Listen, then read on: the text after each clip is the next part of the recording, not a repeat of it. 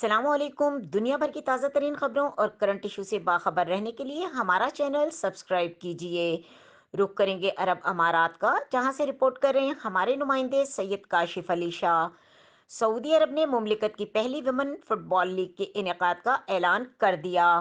سعودی fit بال ایسوسی ایشن نے کہا ہے کہ مملکت کی تاریخ میں پہلی بار ویمن فٹ بال لیگ کا انعقاد کیا جا رہا ہے، جبکہ سعودی عرب میں پہلی وومن فٹ بال لیگ کا اعلان سعودی خواتین کو مرد سرپرست کی رضامندی کے بغیر اپنے طور پر زندگی گزارنے کی اجازت بھی دے دی گئی۔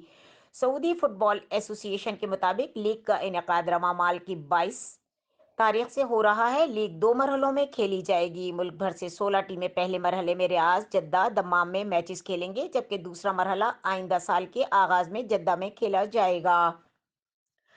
خیال رہے کہ سعودی حکمرانوں کی جانب سے ویژن 2030 کے اعلان کے بعد سے مملکت میں بہت سے سماجی، ثقافتی، معاشی اور سیاسی تبدیلیاں دیکھنے میں آئی ہیں۔ اس سلسلے میں خواتین کے حوالے سے بہت سی پابندیوں میں نرمی کی گئی ہے، جن میں خواتین کے لیے عبایا کی پابندی کے خاتمے سمیت خواتین کو ڈرائیونگ کی اجازت بھی مل گئی۔ سعودی عرب میں پہلی بار وومن فٹ بال لیگ کا اعلان کیا گیا۔